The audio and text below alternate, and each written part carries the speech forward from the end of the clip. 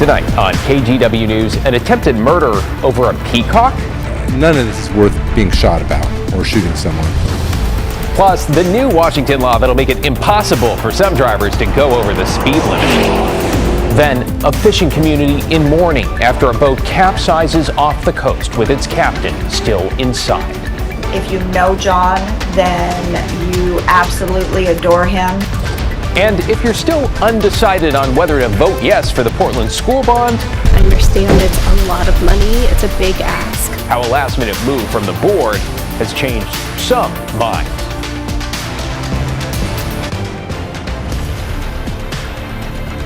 Welcome to the news. We want to get right to breaking news in Washington County, where authorities want you to keep an eye out for two missing children. Deputies say were taken by their mother, who does not have custody. She's accused of kidnapping them from the Vista Hills Arms Apartments in Portland's West Slope around 7 this evening. 3-year-old Zemaya Moore was last seen in a yellow shirt and pink shorts. 2-year-old Michael Qualls in a blue shirt and blue shorts. Investigators believe they may be in a blue 2016 Mazda CX-5 Oregon plate 423 PDT, driven by an unidentified man. Call 911 if you see them.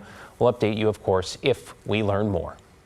Thanks for joining us. I'm David Molko. We continue tonight with a flock of peacocks in southeast Portland and the strange case that ended with a murder attempt and now a 7-year prison sentence. Alma McCarty spoke with prosecutors about the truly bizarre set of circumstances. Alma? Yeah, David, the Multnomah County DA's office explains that this incident happened back in September 2023. A man saw the suspect messing with some peacocks and told him to cut it out. A short time later, the suspect was shooting at him. In driveways, on cars, and even peeking out of bushes. Peacocks, for better or worse, are everywhere in this part of southeast Portland. Neighborhood lore is some years ago, someone had some peacocks. City kept hassling him, and he said, oh, fine, and let them all loose. Neighbor Ben Needham says there's a bit of a love-hate relationship on this block. No one actually takes care of them. We all sort of look out after them a bit, but there's more now than there's ever been. These birds at the center of an intervention gone wrong in 2023, as explained by Multnomah County Deputy DA Eric Palmer. I've seen other cases where people have intervened to stop car thefts or other people from getting hurt, and here we had a young father intervening to stop a group of suspects that were harassing peacocks, of all things. Palmer says they turned their attention to the victim, who, seeing where this was going, backed off and went back inside. Once he thought they were gone enough, he left for work and encountered them at an intersection close by. The driver, later identified as 25-year-old Dylan Rhodes, shot at the victim 5 times. A couple of the rounds did strike the vehicle. The victim was fortunate to just have some graze wounds. Surveillance video of the car led investigators straight to the suspect weeks later. Then, last week, Rhodes pleaded guilty to attempted murder and unlawful use of a weapon. A judge sentenced him to 90 months in prison. I'm sorry to hear that, and I'm glad that whoever was responsible for the shooting has been sentenced. None of this is worth being shot about or shooting someone. The deputy DA says what was even more frustrating here, Rhodes had several other open cases against him before he was even arrested and charged with this crime. The 7.5 years is the mandatory minimum for a Measure 11 case. David, back to you. Yeah, appreciate you making sense of it. Thanks, Alma. New video tonight from Vancouver police shows the moments authorities arrested a man accused of attempted murder. Stop right there! Get down on your knees! He's compliant down on his knees. I have him at gunpoint. That arrest was Saturday near 4th Plain Village just before 5 in the morning. Vancouver police say the suspect allegedly threatened a woman with a gun inside her home. As officers were headed to the scene, they heard gunshots. That's when police say the suspect tried to drive off. Officers quickly stopped him and took him into custody. To get you caught up on tonight's other headlines now, a Clark County man is facing 45 counts of animal cruelty after investigators say dozens of animals were found in terrible condition on his property. Animal Control first contacted Mohammed Al-Wadeen 2 years ago when they got complaints of malnourished goats. Since then, they say the number of animals has increased and property conditions have gotten worse. Aladdin was arrested last week, and some 26 goats, 5 sheep, and 14 chickens were rescued and given vet care. Aladdin cannot have any animals while his case is pending.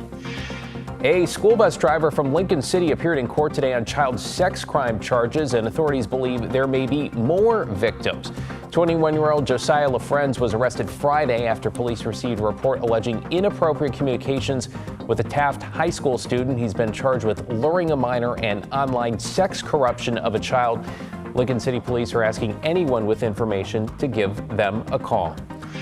And salvage crews are working on a plan to lift a capsized fishing vessel out of the water off the Washington coast. While the Coast Guard rescued 3 crew members, the captain appeared to go down with the vessel Friday near Westport. Captain John Stevenson, who is from Newport, was well known in the fishing community. Those who remember him describe him as a joyful person and a loving family man. He was selfless in a way because he cared so much for other people and his family. You know, he loved his family, and it was inspiring. Friends have now set up GoFundMe accounts for the Stevenson family and the crew members involved. Well, let's take you outside on this Monday night where things have calmed down after showers and storms moved through the Portland metro this evening, bringing a little cool down and some much needed rain. Matt Savino's taking a first look at your Tuesday in your weather impact forecast. Hey there, Matt. David, there's still some pretty good showers in the Cascade foothills east of Portland, up around Sandy towards Welch's and Mount Hood there. And if we zoom out a little bit, see there's more shower activity down the valley, mainly hugging the Cascades down to about Eugene, which near Eugene today, check this out. There was a cold air funnel cloud. Pictures of it from Doug Moss sent that into the newsroom. These are not all that uncommon, as a matter of fact, and they happen when we get colder air aloft in the spring or in the fall, like we did today. They usually spin up for about not more than 30 seconds or a minute maybe, hardly ever touch down or do damage. Occasionally they do, but usually they do not. They certainly, you can see the shape of the funnel there very, very clearly. So no more of that in our forecast. We had some lightning strikes around the valley, about 10 or 11 if you go all the way down to Medford, but those have pretty much all ended, as well as the showers are winding down after about 1/4 inch in the Portland area.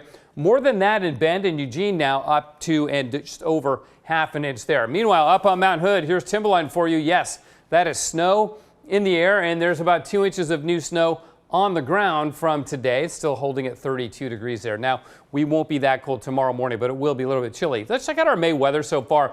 Every day in red means it was an above average high temperature. That is what? 8 of our first 12 days of the month have been above average as far as rainfall goes. Only 2, yesterday and today. So we're still well below our average for the month of May to date. Tomorrow, we don't have very high temperatures, but we don't have much rain either. Mainly cloudy, mainly dry. We'll top out in the 60s the rest of the week in just a bit, David. All right, sounds good. See you in a few, Matt.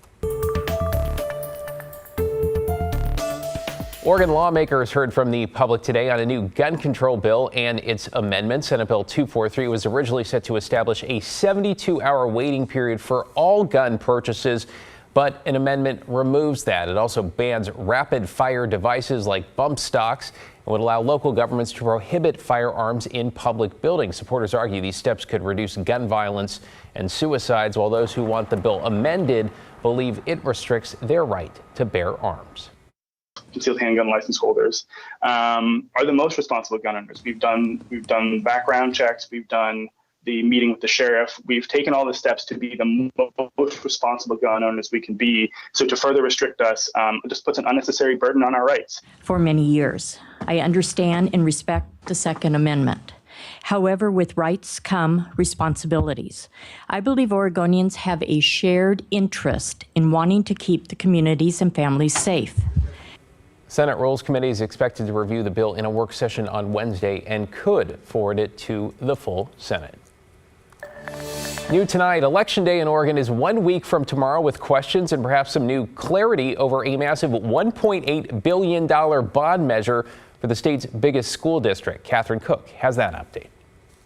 It's a $1.83 billion ask, and a lot of people living within Portland Public School boundaries support the PPS school bond renewal. I voted for it because I just think investing in kids' education is like one of the most important things there is, really. There's just so many issues that even though it's going to cost money, we feel like it's super important to support the schools. So we will be doing that. At the same time, PPS has taken heat for lack of clarity and transparency when it comes to exactly how they'll spend the money.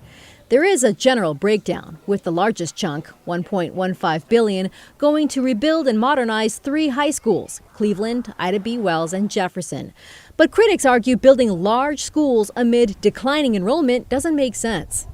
Late last month, the Oregonian's editorial board offered support for the bond renewal, but noted they felt backed into a corner, saying the district was, quote, basically asking voters to trust PPS and the school board to do the right thing, considering bumbling of previous projects, including lowballed estimates and construction delays. That is asking a lot. There's problems with not being ready for earthquakes. There's just so many issues. The editorial board also called on school board members to clarify how they'd increase spending on the district's aging elementary and middle schools, especially for seismic upgrades.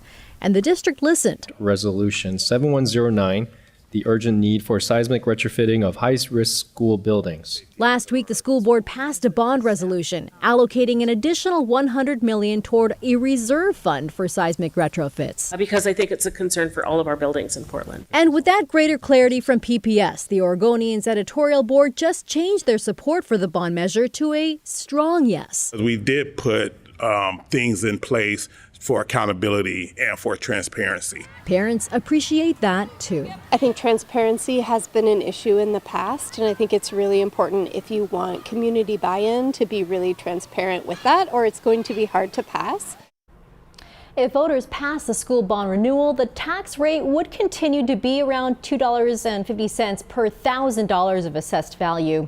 Your special election ballots must be postmarked or put in a drop box by next Tuesday, May 20th, to be counted. David. Yeah, wherever you land on the issue, important to get those ballots in. Thanks, Catherine.